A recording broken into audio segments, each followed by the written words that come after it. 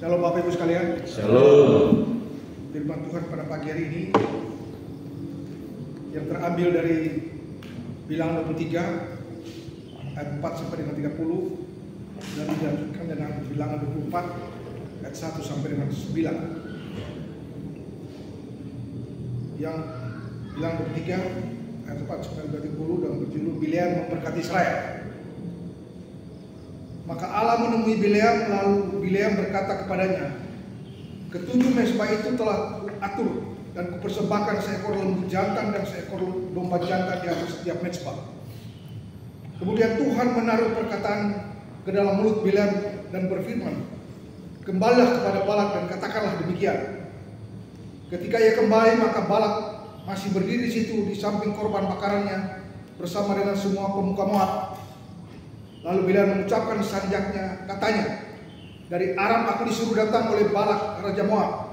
Dari gunung-gunung sebelah timur datanglah, katanya, kutuklah bagiku Yakub dan datanglah kutuklah Israel. Bagaimana aku dapat menyerapah yang tidak diserap Allah?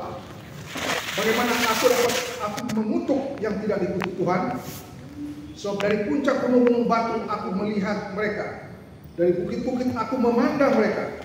Lihatlah, suatu bangsa yang diam tersendiri dan tidak mau dihitung di antara bangsa-bangsa kafir. Siapakah yang menghitung debu Yakub dan siapakah yang membilang bondongan-bondongan Israel? Sekiranya aku mati seperti matinya orang-orang jujur, dan sekiranya ajalku seperti ajal mereka. Lalu berkatalah Balak kepada Bileam, apakah yang kau lakukan padaku ini? Untuk menyerapah musuhkulah aku menjemput engkau, tetapi sebaliknya engkau memberkati mereka. Tetapi ia menjawab, bukankah aku harus berawas-awas supaya mengatakan apa yang ditaruh Tuhan ke dalam mulutku?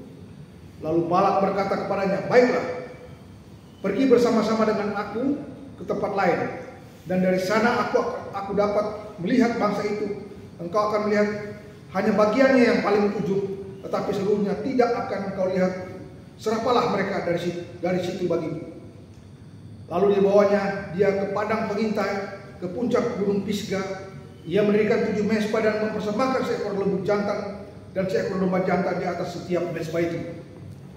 Kemudian berkatalah ia kepada Balak, berdirilah di sini dan di samping korban bakaran, sedang aku hendak bertemu dengan Tuhan di situ. Lalu Tuhan menemui Bileam dan menaruh perkataan ke dalam mulutnya dan berfirman, kembalilah kepada Balak dan katakanlah demikian. Ketika ia sampai kepada Balak masih berdiri di samping korban bakarannya bersama-sama dengan pemuka-pemuka Moab, berkatalah Balak kepadanya, apakah yang difirmankan Tuhan? Lalu diucapkannya sanjak, katanya, bangunlah hai Balak dan dengarlah, pasanglah telingamu dan mendengarkan aku, ya anak Sipor. Allah bukanlah manusia sehingga ia berdusta, bukan anak manusia sehingga ia menyesal. Masakan ia berfirman dan tidak melakukannya, atau berbicara dan tidak menepatinya? Ketahuilah, aku mendapat perintah untuk memberkati, dan apabila dia memberkati, maka aku tidak dapat mengembalikannya. Tidak ada ditengok kepincangan di antara keturunan Yakub, dan tidak ada dilihat kesukaran di antara orang Israel. Tuhan Allah mereka menyertai mereka, dan sorak-sorak karena raja ada di antara mereka. Allah yang membawa mereka keluar dari Mesir, apalagi bagi mereka seperti tanduk kekuatan lembu hutan. Sebab tidak ada mantra yang mempan terhadap Yakub, ataupun tenungan yang mempan terhadap Israel. Pada waktunya akan dikatakan kepada Yakub, begitu juga kepada Israel keajaiban yang diperbuat Allah. Lihat, suatu bangsa yang bangkit seperti singa betina, dan yang tidak tegak seperti yang berdiri tegak seperti singa jantan, yang tidak membaringkan dirinya sebelum ia memakan mangsanya dan meminum darah dari yang mati dibunuhnya. Lalu berkatalah Balak kepada Bileam, jika sekali-sekali tidak mau engkau menyerapah mereka, jangan sekali-sekali memberkatinya. Tetapi Bileam menjawab Balak, bukankah telah kukatakan kepadamu, segala yang akan difirmankan Tuhan itulah yang akan kukatakan. Ayat 27, kemudian berkatalah Balak kepada Bileam, marilah aku akan membawa engkau ke tempat lain. Mungkin benar di mata Allah bahwa engkau menyerapah mereka bagiku dari tempat itu. Lalu Balak membawa Bileam ke puncak gunung Peor yang menghadap padang belantara. Berkatalah Bileam kepada Balak, dirikanlah bagiku di situ 7 mezbah, dan siapkan dari situ bagiku 7 ekor lembu jantan dan 7 domba jantan. Lalu Balak melakukan seperti yang dikatakan Bileam, maka ia mempersembahkan seekor lembu jantan dan seekor lembu domba jantan di atas setiap mezbah itu. Saya lanjutkan ayat Bilangan 24 ayat 1 sampai 9. Ketika dilihat Bileam bahwa baik di mata Tuhan untuk memberkati Israel, ia tidak mencarikan pertanda lagi seperti yang sudah-sudah ketika ia menghadapkan mukanya ke arah padang gurun. Ketika Bileam memandang ke depan dan melihat orang Israel berkemah menurut suku mereka, maka Roh Allah menghinggapi dia. Lalu dia ucapkannya lah sesanjak katanya, tutur kata Bileam bin Beor, tutur kata orang yang terbuka matanya, tutur kata orang yang mendengar firman Allah, yang melihat penglihatan dari Yang Maha Kuasa sambil rebah namun dengan mata yang tersingkap. Alangkah indahnya kemah-kemahmu, hai Yakub, dan tempat kediamanmu, hai Israel, sebagai lembah yang membentang semuanya, sebagai taman di tepi sungai, sebagai pohon gaharu yang ditanam Tuhan, sebagai pohon aras di tepi air. Air mengalir dari timbahnya dan membeninya. Air mengalir dari timbahnya dan benihnya mendapat air banyak-banyak. Rajanya akan naik tinggi melebihi Agag, dan kerajaannya akan dimuliakan. Allah yang membawa mereka keluar dari Mesir adalah bagi mereka seperti tanduk kekuatan lembu hutan. Bangsa-bangsa yang menjadi lawannya akan ditelannya habis, dan tulang-tulang mereka akan dihancurkannya dan akan ditembaknya tembus dengan panah-panahnya. Ia meniarap dan merebahkan diri sebagai singa jantan dan sebagai singa betina. Siapakah yang berani membangunkannya? Diberkatilah orang yang memberkati engkau, dan terkutuklah orang yang mengutuk engkau. Amin. Sampai sekian jauh ayat firman Tuhan pada pagi hari ini. Cukup panjang lagu ya. Lumayan juga bacanya. Kalau firman Tuhan sedemikian jauh, itu panjang, tapi firman Tuhan harus sampaikan. Amin. Maka di perjanjian lama dibilang bahwa harus berulang-ulang firman Tuhan. Karena sudah disampaikan berulang-ulang aja manusia masih susah melakukan. Baik Bapak Ibu, ayat firman Tuhan yang barusan kita sudah dengar bersama menceritakan bagaimana Bileam dipanggil oleh Raja Moab bernama Balak untuk mengutuki bangsa Israel. Perintah ini didasari oleh rasa takut mereka yang sangat dan orang Moab, karena mereka melihat apa yang dilakukan Israel kepada orang-orang Amori. Sehingga orang Moab itu berkata kepada para tua-tua Midian ketika itu, tentu saja laskar yang besar itu akan membabat habis segala sesuatu yang ada di sekeliling kita, seperti lembu membabat habis tumbuh-tumbuhan hijau di padang. Itu terdapat pada Bilangan 22 ayat 4. Untuk ketahui apa alasan sehingga Balak memanggil Bileam untuk menyerapah dan mengutuk Israel. Dan sebetulnya siapa sih ini Bileam? Dari referensi yang saya baca, bahwa Bileam ini adalah seorang nabi atau peramal dari Mesopotamia. Pak Simpson juga sudah melakukan di Pak Musa gitu ya. Dan mungkin bagi orang Moab dan Raja Balak, sosok ini adalah peramal yang ampuh. Apapun yang dikatakan pasti terjadi menurut pandangan mereka. Sehingga dalam Bilangan 22 ayat 6, Balak berkata, sebab aku tahu siapa yang kau berkati, dia boleh berkat. Dan siapa yang kau kutuk, dia kena kutuk. Jadi memang Bileam ini bagi Balak dan orang Moab ini dianggap seperti dewa itu ya. Sebetulnya dari latar belakang Bileam yang tidak benar itulah orang Israel menyembah Baal Peor dengan cara menasihati perempuan-perempuan Midian untuk kawin campur dengan orang Israel, sebagaimana terdapat dalam Bilangan 31 ayat 6 yang Bapak Ibu bisa baca ya. Dan berbunyi, bukankah perempuan-perempuan ini atas nasihat Bileam menjadi sebabnya orang Israel berubah setia kepada Tuhan dalam hal Peor, sehingga tulah turun ke antara umat Tuhan. Ini perkataan Musa, orang Israel ketika itu. Dan akhirnya Bileam dan orang-orang yang menghasut perempuan-perempuan Midian, orang Israel, akhirnya kawin campur dengan mereka, dibunuh oleh cucu dari Harun kalau tidak salah. Namun Allah justru campur tangan dan menaruh perkataan berkat di mulut Bileam. Nah, ini jadi agak paradoks ya. Sehingga Bileam hanya bisa memberkati orang Israel, bukan mengutuk. Jika kita pelajari cerita di atas secara detail, Balak sudah berusaha bahkan sampai 3 kali di 3 tempat.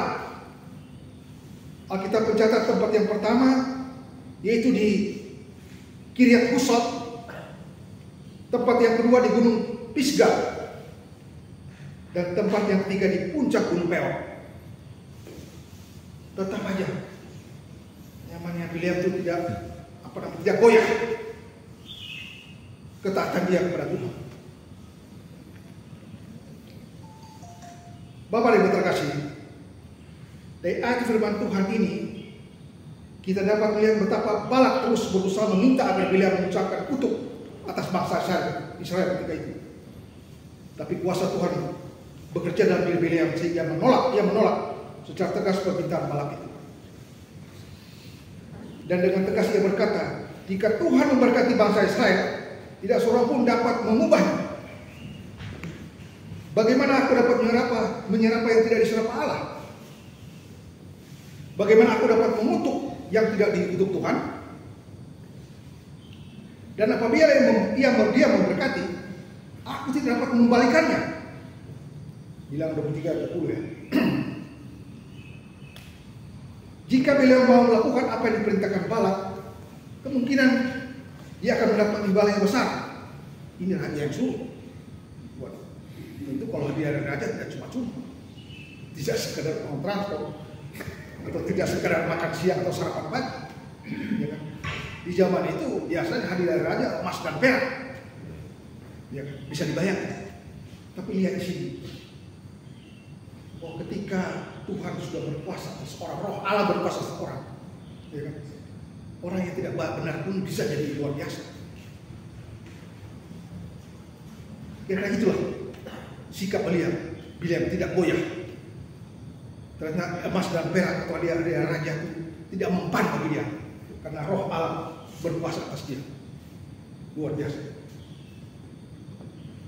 Tapi Bileam menjawab, sekalipun Balak memberikan kepadaku emas dan perak seistana penuh walaupun katanya Balak memberikan emas dan perak seistana penuh, aku tidak akan sanggup berbuat sesuatu yang kecil atau yang besar yang melanggar titah Tuhan Allahku.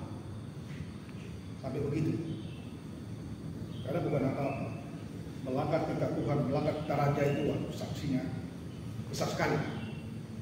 Kita lihat di ayat sebelumnya yang dalam turunan pagi kan, bagaimana Musa dan Harun akhirnya tidak sampai ke tanah perjanjian, which is mereka disuruh Tuhan untuk membawa masyarakat ke tanah perjanjian. Ada jutaan orang. Cuma orang Israel sebagian besar tidak masuk. Musa dan Harun pun tidak. Karena dia juga Musa dan Harun melanggar titah Tuhan. Makanya ayat firman Tuhan kan, kamu tidak akan masuk ke negeri itu. Kamu mendurhakakanku. Ternyata orang yang tidak dengar berita Tuhan itu disebut durhaka Tuhan. Apa juga dalam perasaan anak yang tidak patuh pada orang tua, ya, tidak mendengar nasihat orang tua, mengabaikan setiap nasihat orang tua, itu juga durhaka Tuhan. Apalagi melanggar titah Tuhan. Nah itu Balak, latar belakang dia seperti itu. Dia dikuasai oleh Allah. Dia tidak goyah atas tentaraannya. Di 3 tempat raja bawa pasukan. Bisa aja capek-capek kita datang, ya, jemput penganan, jemput kamu ngerjain saya seperti ini. Bisa aja pasukan, tentu dia bawa pasukan pasti ada peralatan senjata di sini. Mereka bisa bunuh si Bileam di situ. Tapi tidak goyah. Kenapa begitu semua raja? Ya. sampai di tahap itu, Bileam tetap mau taat apa yang Tuhan perintahkan kepada dia. Balak melihat Israel sebagai musuh yang harus dikutuk. Namun sebaliknya, Bileam melihat Israel sebagai bangsa yang kudus, besar dan berkemenangan dalam Allah yang menyertai mereka. Dan pada akhirnya dia mengabaikan perintah Balak, dan dengan dipenuhi roh Allah, dia mengucapkan berkat yang indah bagi bangsa Israel, yang saya sudah bacakan tadi dalam Bilangan 24 ayat 2-9. Dan di ayat 9 dikatakan, saya baca sekali lagi, diberkatilah orang yang memberkati engkau, dan terkutuklah orang yang mengutuk engkau. Ini kata-kata Bileam kepada Balak, tunjukkan kepada orang Israel. Saya percaya sampai hari ini, siapa bangsa yang mengutuk Israel akan dikutuk, apalagi menyerang Israel.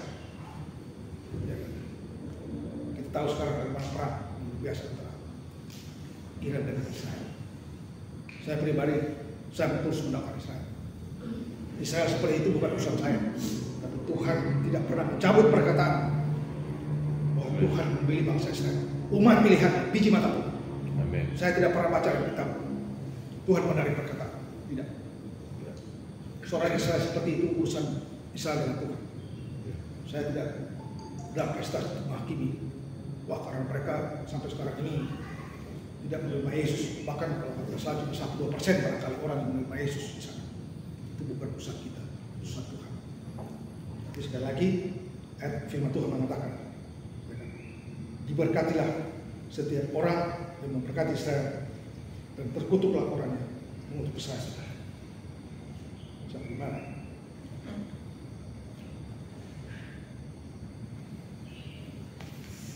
Jadi ada istilah bahasa Inggris ya, man purpose but God purpose.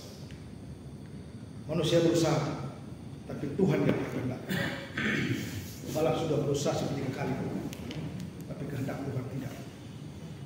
Dia berusaha untuk melalui Bileam untuk mengutuk, menyerapa bangsa Israel, tapi itu tidak terjadi.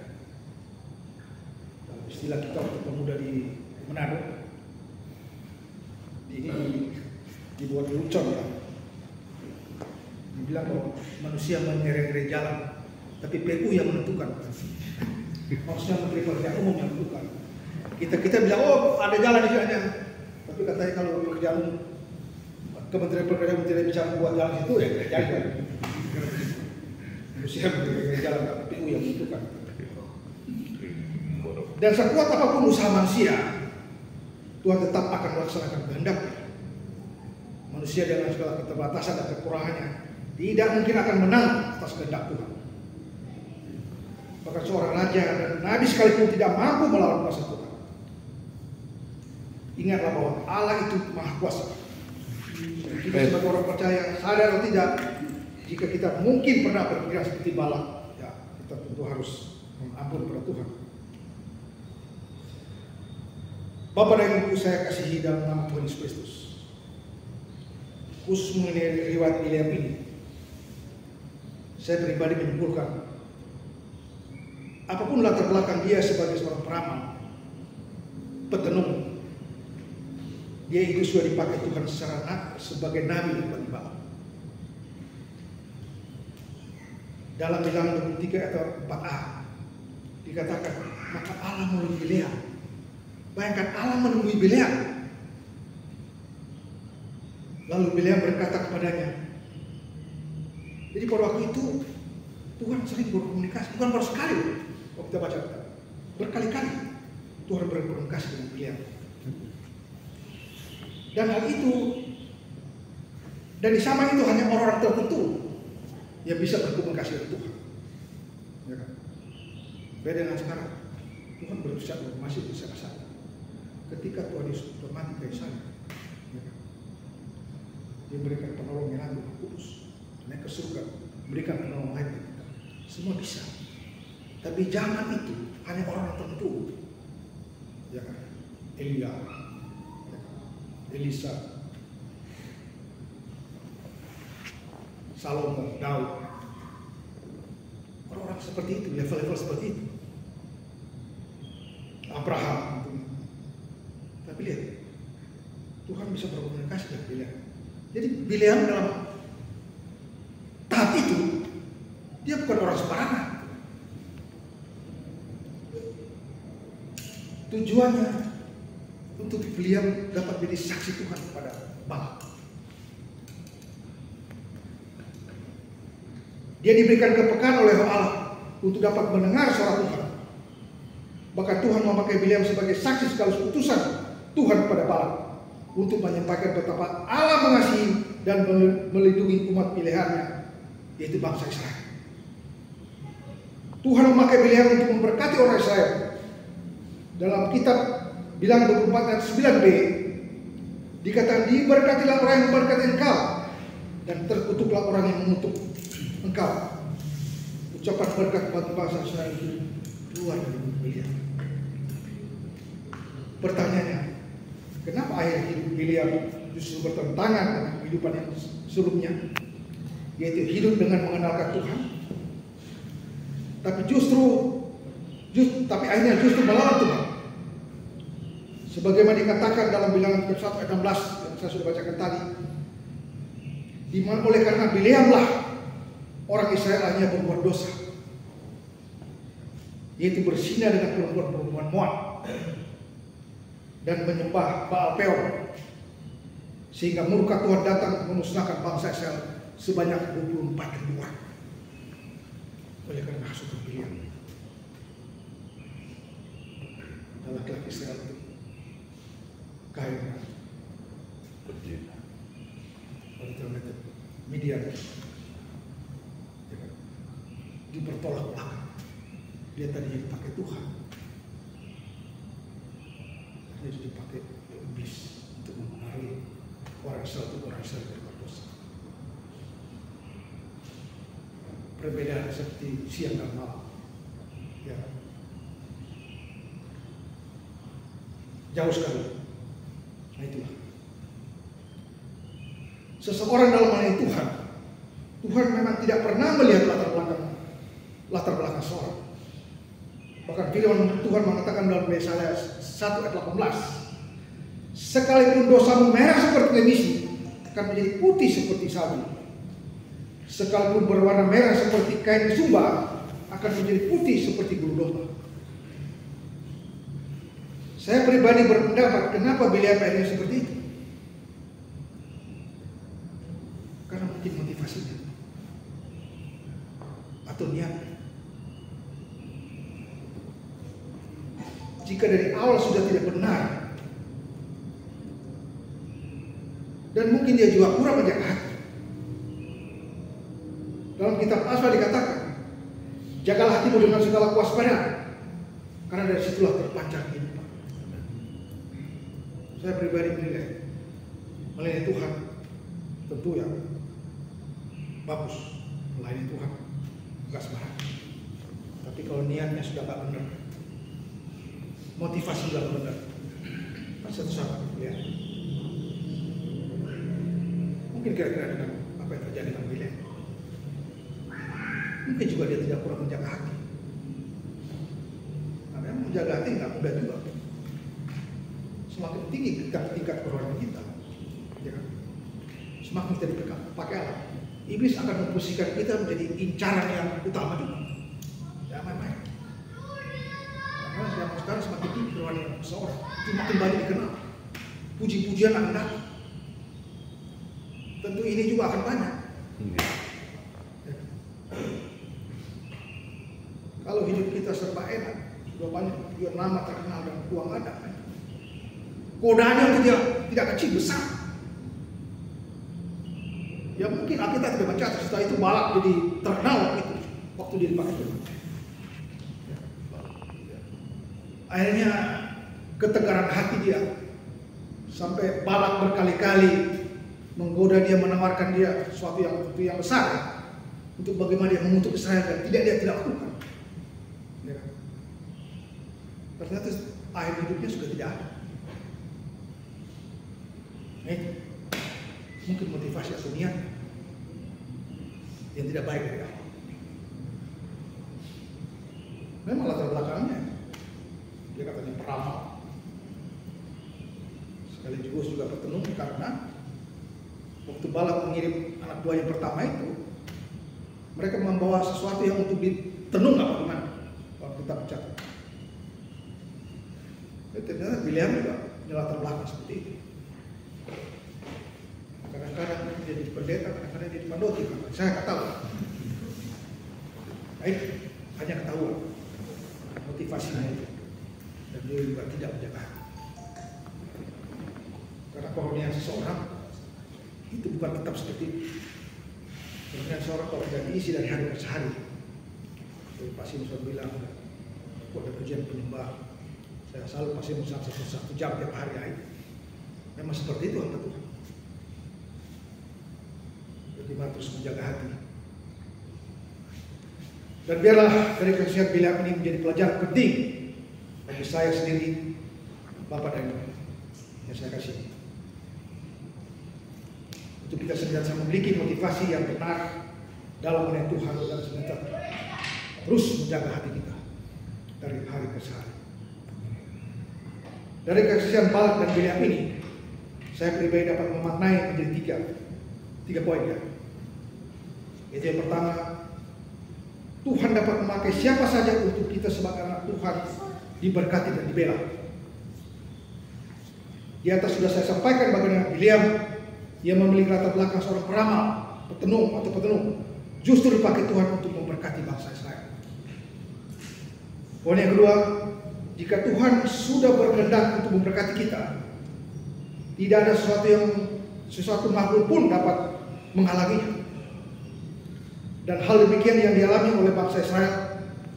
Israel dan kita ini anak Tuhan juga adalah Israel rohani, adalah imamat yang rajani, bangsa pilihan Tuhan dan umat punyaan Allah sendiri. Amin Bapak Ibu. Amin. Dan poin yang ketiga, Kejadian 12 ayat 3. Aku akan memberkati orang-orang yang memberkati engkau dan mengutuk orang-orang yang mengutuk engkau, dan olehmu semua kaum di muka bumi akan mendapat berkat. Tuhan tidak akan pernah ingkar dengan apa yang dijanjikannya. Jika ia berjanji untuk memberkati, tidak seorang pun dapat menggagalkan rencana. Tuhan Yesus memberkati kita sekalian. Saya serahkan kepada Tuhan. Tuhan berkati.